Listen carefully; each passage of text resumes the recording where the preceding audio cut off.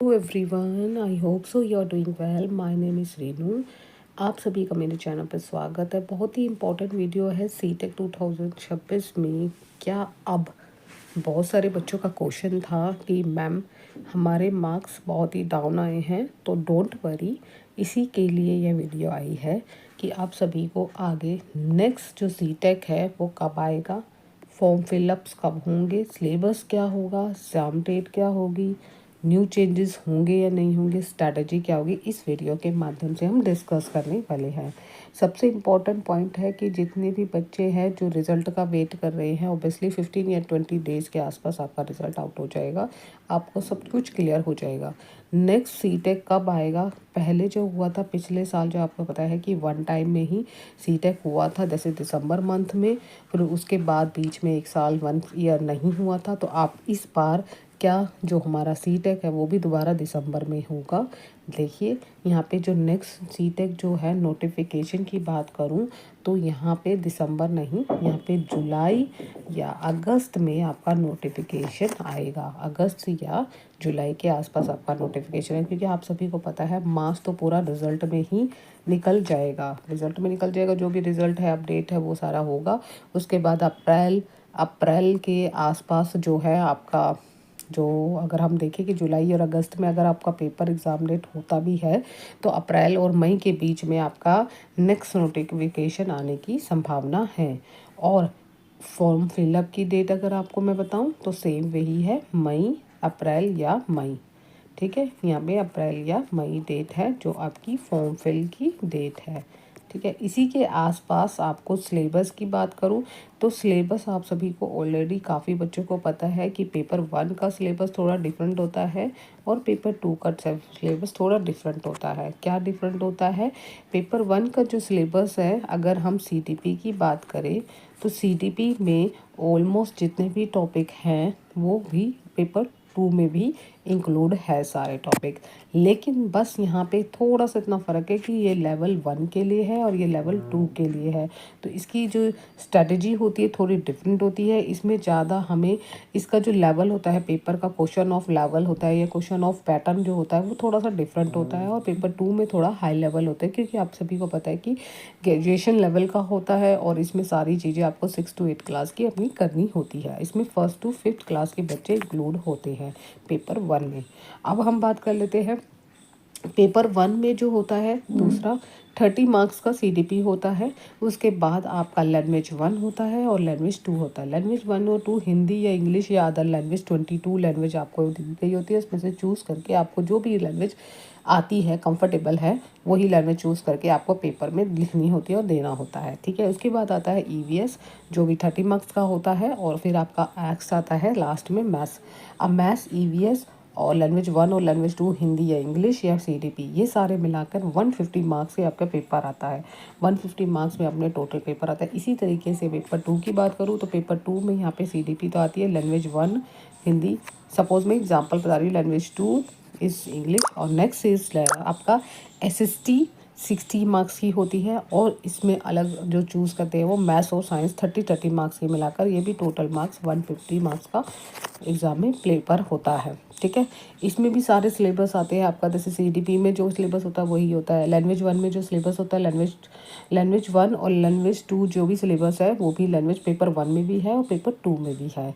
अगर हम एसएसटी की बात करें तो यहाँ पे एसएसटी एनसीईआरटी का बहुत ही इंपॉर्टेंट रोल होता है। यहाँ पे एनसीईआरटी 6 to 8 क्लास की हिस्ट्री, पॉलिटिकल साइंस और ज्योग्राफी हमें डिटेल में पढ़नी होती है, क्योंकि उसमें जंक्शन वाले क्वेश्चन, स्टेटमेंट वाले क्वेश्चंस और फिर मैचिंग वाले बहुत ज़्यादा। और अब तो आजकल नए नए पैटर्न आ गए कि आप सीक्वेंस में लगाइए कौन सी स्टेटमेंट दे रहे हैं बड़ी बड़ी, और उसके नीचे आपको ऑप्शन दे रहे हैं कि कौन सी स्टेटमेंट ये जो बोली गई है कितनी सही है।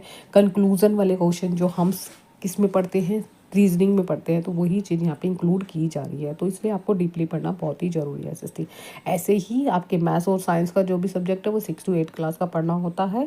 पेपर 2 की बात कर रही हूँ तो उसको ध्यान से पढ़कर आपको डीपली समझना है। उसके बाद है ईवीएस की बात करें तो ईवीएस आप सभी को पता है कि first third to fifth class की जितनी भी ईवीएस बुक्स है थोड़ा सा पैटर्न्स में चेंज होता है और ये भी मैं आपको ज़रूर अलग से बता दूंगी। उसके बाद मैथ्स है, मैथ्स भी six to third to fifth class की एनसीईआरटी बुक्स को फॉलो करना होता है। तो ये सारी चीज़ें आपकी इसलिए बता रही हूँ ताकि आप इस माइंड से स्ट्रेटेजी से तैयारी करोगे तभी आप कर पाओगे। वरना आप सोचो कि मैं 1 महीने में 2 महीने में बहुत सारे बच्चे निकाल लेते हैं, लेकिन उन्होंने कहीं ना कहीं थोड़ा थोड़ा अपना पहले से ही पढ़ रखा होता है, यानी कि बीएड में पढ़ रखा होता है।